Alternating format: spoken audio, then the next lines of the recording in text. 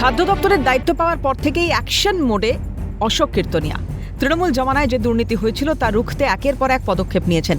শুক্রবার 23টি জেলা থেকে অফিসারদের ডাকা হয়েছিল, সেখানে জিরো টলারেন্স নীতিতে কাজ করার কথা বলেন তিনি।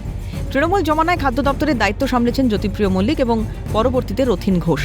দুজনেই উত্তর 24 পরগনার হেভিওয়েট নেতা। জ্যোতিপ্রিয় বর্তমানে রেশন দুর্নীতি মামলায় জেল খেটে জামিনে মুক্ত। নবনিযুক্ত খাদ্যমন্ত্রী অশোক কীর্তনিয়া দায়িত্ব নেওয়ার পরেই সাফ জানিয়েছেন যে খাদ্য দপ্তরে কোনো প্রাতিষ্ঠানিক দুর্নীতি বরদাস্ত করা হবে না। যদিও কড়া বার্তা দিয়ে তিনি বলেন, অতীতে যে দুর্নীতি হয়েছে তা আর নয়। আজ হাতজোর করে বলেছি, পরে যাতে কলম না চালাতে হয়। দিনে যেভাবে দুর্নীতি হয়েছে খাদ্য দপ্তরে, সে দুর্নীতি আর যেন দ্বিতীয় দিন না হয়।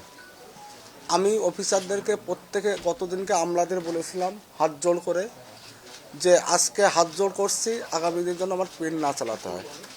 আজকেও সেম বার্তা আমি দিয়েছি যে আজকে হাত জোড় করছি, আগামীতে যেন আমার পেন না চালাতে হয়। কারণ যেভাবে বিগত দিনে দুর্নীতি হয়েছে খাদ্য দপ্তরে বিগত 15 বছরে, সে দুর্নীতি আগামীতে যাতে না হয় তার ব্যবস্থা। তৃণমূলের আমলে ধান কেনায় কারচুপির অভিযোগ ছিল। কৃষকদের থেকে সরাসরি ধান কেনার সরকারি প্রক্রিয়ায় মধ্যস্থতাকারী বা ফোড়েদের প্রভাব এবং মিল মালিকদের একাংশের সঙ্গে যোগসাজশের অভিযোগ ওঠে। সেই নিয়েও কড়া অবস্থানে বর্তমান রাজ্য সরকার। পাশাপাশি রেশনের জন্য বরাদ্দ গম খোলা বাজারে আটা হিসেবে বিক্রি করে কোটি কোটি টাকা আত্মসাতের অভিযোগ ছিল। দায়িত্ব গ্রহণের পর থেকেই রেশনের আটা প্যাকেটজাত করার প্রক্রিয়ায় বড়সড় দুর্নীতির প্রমাণ মেলায় রেশনে আটা দেওয়া বন্ধ করে পুনরায় গম দেওয়ার সিদ্ধান্ত ঘোষণা করা হয়েছে। রাজ্য সরকার এবং কেন্দ্রীয় সরকার যে সুযোগ সুবিধা চাষিদের দেওয়া হয়, সেই সুযোগ সুবিধার বেনিফিটটা মধ্যস্বত্বভোগীরা নিয়ে চলে যাচ্ছে।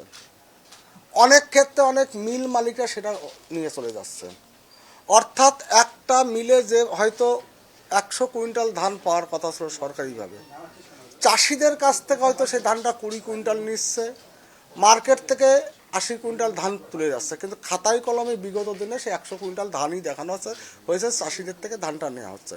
কিন্তু বাস্তবে সেটা কিন্তু নেওয়া হয়নি। সেটা আমি প্রথম কথা বন্ধ করতে বলেছি, স্টিল অর্ডার দিয়ে দিয়েছি। আজকের পরে কোথাও যেন দুর্নীতি ধান ক্রয়ের ক্ষেত্রে আমি না দেখতে পারি। ফার্দার ক্যাবিনেট মিটিংয়ে ডিসিশন না হওয়া অবধি গম চালু থাকবে, এফসিআর গম, এবং এফসিআই থেকে সেন্ট্রাল গভর্নমেন্ট যে গমটাই দেবেন সেই গমটাই উপভোক্তাকারীদেরকে যাতে পৌঁছায় তার ব্যবস্থা করতে হবে। মাঝখান থেকে যে গমের বস্তা থাকলো, গম চেঞ্জ হয়ে গেল, যদি কোথাও কোনো এরকম দুর্নীতি পাওয়া যায়, সাথে সাথে সেই অফিসার, সেই এরিয়ার অফিসার এবং সেই হোলসেলার, ডিস্ট্রিবিউটার, রেশন মালিক, তার এগেইনস্টে ব্যবস্থা নেওয়া হবে। লক্ষ লক্ষ ভুয়ো বা ঘোস্ট রেশন কার্ড ব্যবহার করে সরকারি খাদ্য সামগ্রী তুলে তা খোলা বাজারে পাচারের অভিযোগ ছিল পূর্বতন সরকারের আমলে। এবার সেই নিয়েও রিপোর্ট চেয়েছেন খাদ্যমন্ত্রী। গতদিনে খবর পেয়েছি 10 নম্বর রেশন কার্ড ব্যবহার করে তৈরি করে, নন বেনিফিটেড রেশন কার্ড তৈরি করে, পরবর্তীতে সেটা 8 নম্বর রেশন কার্ডে ট্রান্সফার হয়ে গিয়েছে। সেটা আমি আধিকারিকদের বলেছি যে 3 মাসের ভিতর টোটাল পশ্চিমবঙ্গে এরকম কত রেশন কার্ড তৈরি হয়েছে এবং কত রেশন কার্ড, প্রাপ্তবয়স্ক রেশন কার্ড তৈরি হয়েছে, সেটাও রিপোর্ট আমি চেয়ে পাঠিয়েছি, সেটাও দিতে বাধ্য। এদিনের সাংবাদিক বৈঠকে খাদ্যমন্ত্রী স্পষ্ট জানিয়ে দিলেন, না খাউঙ্গা না খানে দুঙ্গা, দুর্নীতির সঙ্গে আপোষ নয়। মুখ্যমন্ত্রীর অর্ডার, কোনো দুর্নীতি খাদ্য দপ্তরে যেন না হয়। কোনো কম্প্রোমাইজ নেই। মোদিজি বলেছেন না খাউঙ্গা না কিছু খানে দুঙ্গা, সেই মন্ত্রে দীক্ষিত হয়েই আমি এখানে এসে বসেছি। সিএম এর পরিষ্কার অর্ডার, শুভেন্দু অধিকারী সিএম এর পরিষ্কার অর্ডার, কোনো করাপশন খাদ্য দপ্তরে যেন না হয়। খাদ্যের সাথে কোনো কম্প্রোমাইজ নেই। আমাকে পার্সোনাল ডেকে বলে দিয়েছেন যে অশোকবাবু, খাদ্যের সঙ্গে কোনো কম্প্রোমাইজ নেই, আপনি দেখুন। আমি তাকে কমিটমেন্ট করি। রেশন দুর্নীতি নিয়ে গত কয়েক বছর ধরে রাজ্য রাজনীতি তোলপাড় হয়েছে। ইডি, সিবিআই তদন্তের জেরে অস্বস্তিতে পড়েছে বিগত সরকার।